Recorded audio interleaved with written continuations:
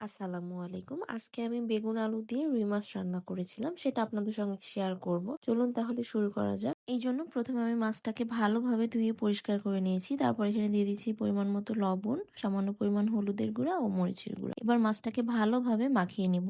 মাখিয়ে নেওয়া হয়ে গেলে মাছগুলোকে ১০ মিনিটের জন্য আমি রেস্টে রেখে দেব। এবার একটা প্যানে আমি সয়াবিন তেল দিয়ে দিব। তেলটা যখন গরম হয়ে যাবে তখন আমি এখানে দিয়ে দিব কেটে রাখা আলু। আলুগুলোকে আমি ভেজে নিব ভালোভাবে। আলুটা কিন্তু ভেজে তরকারিতে দিলে খেতে অনেক বেশি ভালো লাগে। আলুটা ভাজা হয়ে গেলে আমি এখানে আগে থেকে মাখিয়ে রাখা মাছগুলো একটা একটা করে দিয়ে ভেজে নেব।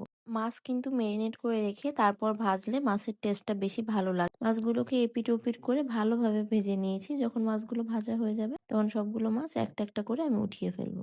এবার ওই একই তেলে আমি দিয়ে দিব একটু বেশি করে পেঁয়াজ কুচি। পেঁয়াজটা যখন একদম গোল্ডেন ব্রাউন হয়ে যাবে তখন আমি এখানে দিয়ে দিব সামান্য পানি যেন পুড়ে না যায়। তারপর এখানে দিয়ে দিচ্ছি পরিমাণ মতো লবণ, হলুদের গুঁড়া, মরিচের গুঁড়া, জিরার গুঁড়া, সামান্য পরিমাণ আদা ও রসুন বাটা। এবার এগুলো দিয়ে আমি মশলাটাকে ভালোভাবে ২ থেকে ৩ মিনিটের মতো কষিয়ে নিব।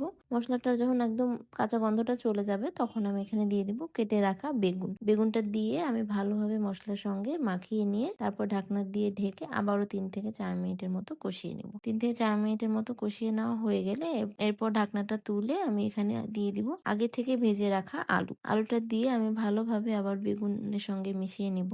আলুটা যেহেতু আগেই ভেজে নিয়েছিলাম যে কারণে বেগুনটা আগে ভালোভাবে কষিয়ে নিয়ে তারপর আলুটা দিয়ে দিয়েছি। মিশিয়ে নেওয়া হয়ে গেলে আমি এখানে দিয়ে দিচ্ছি প্রায় ২ কাপের থেকে একটু বেশি পরিমাণ পানি। এবার যখন ঝোলটা একদম ভালোভাবে ফুটে বলক চলে আসবে তখন আগে থেকে ভেজে রাখা মাছগুলো আমি একটা একটা করে দিয়ে দিব। মাছগুলো দেওয়ার পরে আমি একটু উল্টিয়ে পাল্টিয়ে দিব।